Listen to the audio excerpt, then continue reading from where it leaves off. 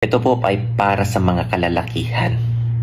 Kung gusto nyong gumanda ang sperm count, gusto nyong gumanda ang inyong nilalabas, quality ba? At gusto nyong gumanda ang performance nyo, ito try nyo. Bakit gusto kong i-share sa inyo to, kabayan? Dahil may mga pasyente sa laboratory, ito di ba marami akong ginagawang mga seminal fluid for sperm analysis. Ngayon, nagsasabi sila, "Sir, bakit ganun? Yung isa lang tapos wala na, luntoy na. Sir, bakit ganun? Parang hindi masyado akong ginaganahan sa mga ganyang At sir, ito, bakit mababa ang sperm count ko?" Kabayan, ito lang, tatlong ingredient lang ang sinabi ko sa kanila. Ngayon, yung asawa nilang babae, kinokonfronta ako. Sabi niya, "Ano bang binigay mong gamot sa asawa ko?" Sabi ko, "Bakit?"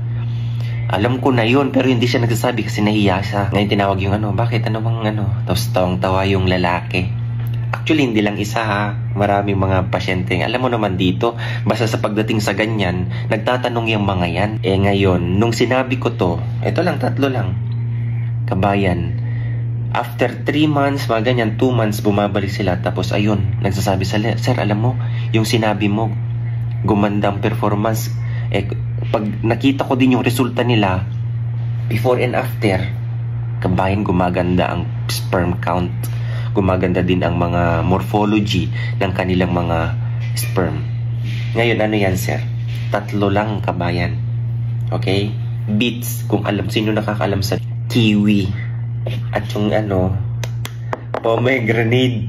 Okay? Pomegranate, kabayan. Ngayon, bakit beetroot, sir? Alam nyo ba ang beetroot? Beetroot is very high in nitrates. Itong substance na to, pag nasa loob na ng katawan natin, kabayan, nagiging nitric oxide. Okay? Although our body produces natural nitric oxide, with the help of pag kumain ka incorporate mo ito sa diet mo, very crucial, okay, ang nitric oxide sa ating katawan, kabayan, especially sa ating mga ugaters. Kapag gumanda ang blood flow ng ugat natin, kasi ang nitric oxide is considered as vasodilator. Okay? Nire-relax niya at winawiden niya ang ating mga ugat para gumanda ang blood flow. Pag gumanda ang blood flow, gumaganda ang supply ng oxygen, lahat ng nutrients dyan, pati kay Manoy. Okay? Kaya nga, maganda ito, kabayan. Allowing more blood flow through dyan sa ating and then, ito, mostly din na pasyente na nagsasabi niyan dahil nga sila ay high blood pressure. Ito, nakakatulong ito, kabayan. Okay? For lowering your blood pressure, especially, di ba, sa blood pressure, meron yung tinatawag na systolic tsaka diastolic. Ang systolic yung nasa taas. Okay? For example, 120/80. Yung 120, dyan pumupuntirya itong mga diet na ito. Okay? Nakakatulong sa systolic. Ayun, kung matanong mo din, "Sir, ako, diabetic, walang problema. Pwede mong i-take itong mga to. Very low glycemic index ang mga to, kabayan. At itong beetroot, kabayan, it can reduce insulin resistance." Totoo yan. Ay, nasa inyo naman kung gusto nyong itry ito Mataas ang fiber, mataas ang mga nutrients nito. Dito sa pomegranate na ito, may ginawang pag-aaral yan. May mga grupo. At the same time, maganda kasi yung ganyan na mayroong mga panel of yung subjects o kaya yung kanilang constituents for their studies. Alam nyo ba ang effect? Nagkaroon ng effect in 7 weeks ng daily consumption ng pomegranate. 7 weeks, kabayan, it can cause you to increase spermatogenic density, epididymal sperm concentration. Kasi merong mga anatomical secretions. Okay? Kaya sinasabi dyan si studies, epididymal sperm concentration, sperm motility, at dinidecrease niya yung abnormal sperm count. Okay? Yung rate related dyan to decrease lipid peroxidation. Lalo na dyan sa mga kalalakihan dyan na mahirap, yung makabuo.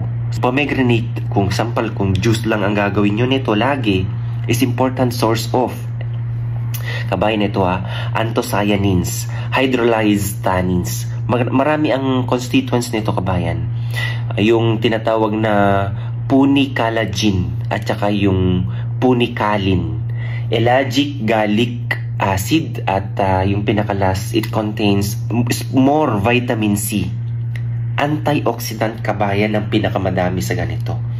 So ngayon, okay ba siya? May mga studies na nabasa ko regarding sa pag-take ng ganito nga. Actually, para at least mabigyan na rin kayo ng idea ba. Sa studies nila, nagkaroon ng significant decrease ng tinatawag na malondialdehyde. Pag mataas kasi yan sa isang lalaki kabayan, mahihirapan ka dyan makaproduce ng magandang sperm cell o malusog na sperm cell.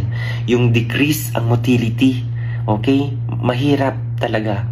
Ang ginagawa nito sa kanilang studies, as a result or conclusion, ini-increase ang una, glutathione. Glutathione peroxidase at saka yung catalase activities. Kabayan, nasa inyo kung gusto mong gawin nito, ha? 3 lang. Oo, mo sabihin kay misis.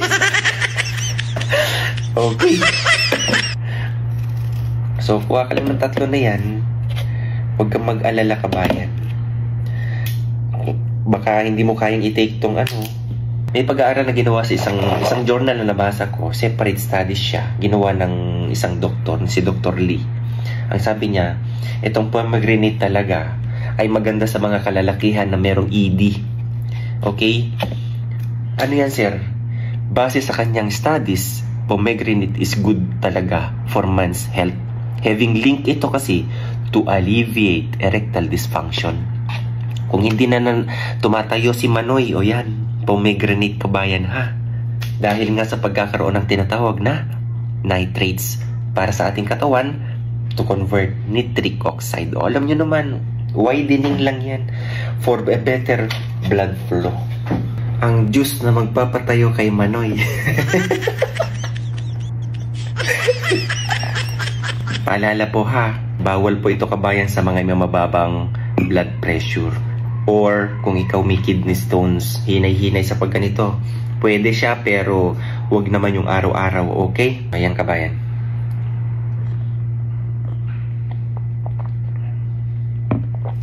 Kung ikaw hindi sanay, beets, lasang lupa, totoo yan. Pwede nyong pigaan ng lemon kung gusto nyo yan. Pigaan ng lemon. Konti lang. Hindi naman ito ang first time kong gumawa nito kabayan. Hindi ko naman sa pinag-experimentohan ko ang pasyente, ha. Ako nagsasabi lang ko ng impormasyon. Hindi ako nagbibigay sa kanila ng kung anong mga, ito inumin mo, ito hindi. Nasa kanila naman yan kung gusto nilang gawin. Maganda ang feedback. Naisisiwalat ko rin po sa inyo. Naisishare ko din po sa inyo. Kasi ako mismo gumagamit. So, nakikita ko naman na although wala akong problema sa blood pressure, mababa nga blood pressure ko kabayan. Normal na blood pressure ko kabayan sa totoo lang 90/60. Naglalaro lang dyan, 170, 90, 60, ganyan. Dahil na rin siguro sa mga pinagagawa ko. So guys, thank you for watching. Na-share ko lang po ito, ha. Para po ito sa mga kalalakihan. God bless everyone. Bye-bye.